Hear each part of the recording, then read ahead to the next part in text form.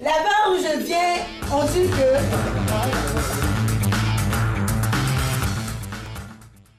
Floppy pour vous.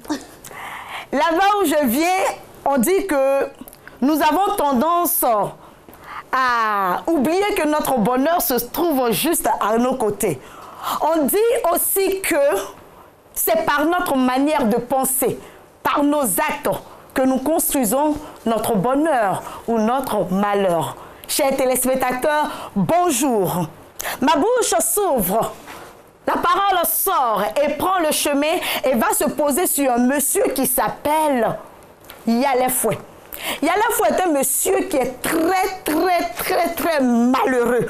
Quand tu le vois, il est toujours triste. Il est tellement triste que même un nouveau-né a pitié de lui. Et donc, un jour, Yalé Fouet est en train de se promener et il aperçoit sur un arbre un oiseau. Et il était tellement triste que l'oiseau même a eu pitié de lui. Et l'oiseau lui a dit, je connais ton problème. Tu vois, derrière cette montagne, il y a une cabane. Et dans cette cabane, il y a Masaka Biblio Baïfoué, le grand donneur de bonheur. Si tu le rencontres, tu auras ton bonheur. Il dit, hein, c'est la vérité. Il dit, c'est la vérité. Il faut aller derrière la montagne. Et donc, ça se fait prier. Baïfoué, il prend le chemin. Il marche un jour, il marche 2 jours. Et le 3e jour, il arrive dans un endroit où il rencontre un lion. Ce lion-là, quand tu le vois là, tu as l'impression qu'il n'a pas mangé pendant 50 ans. Tellement il a maigri. Et il était prêt à manger Yalé Fouet. Yalé Fouet lui dit, faut pas, tu vas salir ton ventre. Tu vois là où je vais là, il y a un monsieur qui donne le bonheur. Je vais lui expliquer ton problème. Et ce qu'il va me dire, je vais venir te dire. Il dit, tu es sûr, je vais revenir ici. Et il continue son chemin. Il marche 1 jour, il marche 2 jours. Et le 3e jour, il arrive dans un endroit. Et là, il est tout fatigué. Il décide vraiment de se reposer. Et il s'est adossé à un arbre, s'il savait. L'arbre a crié, hé, qu'est-ce qu'il y a? On ne peut pas se reposer. Tu te couches sur moi comme ça. Regarde autour de moi. Il y a tous les arbres qui sont grands. Je suis le seul à être petit. Yalé Fouet dit, je comprends ton problème. Tu sais, là où je vais là, il y a Masaka Biblio Baïfouet, le grand donneur de bonheur. Si j'arrive là-bas, je vais expliquer ton problème. Ce qu'il va me dire là, je viendrai te dire. Il dit, ah d'accord. Et il continue son chemin. Il marche 1 jour, il marche 2 jours, il marche 3 jours. 3e jour, il arrive dans un endroit où il voit une femme. Wouh! Elle est belle. Quand tu vois cette femme-là, tu as l'impression que pour la créer, on a pris de l'eau, on a mélangé avec du miel et on a posé ça sur son corps. Elle est jolie comme Alix. Regardez Alix. C'est la même beauté. Et quand il a vu la dame lui dit, hé monsieur, où est-ce que vous allez? Il dit, je vais derrière la montagne rencontrer Masaka Biblio Baïfouet, le grand donneur de bonheur. Je dis, moi mon bonheur là, c'est d'être mariée et d'avoir des enfants. Je serai tellement heureuse. Il dit, bon d'accord, comme je vais là-bas, je vais expliquer ton problème. Et à mon retour, je vais venir te dire ce qu'il a dit. Et il continue son chemin jusqu'à...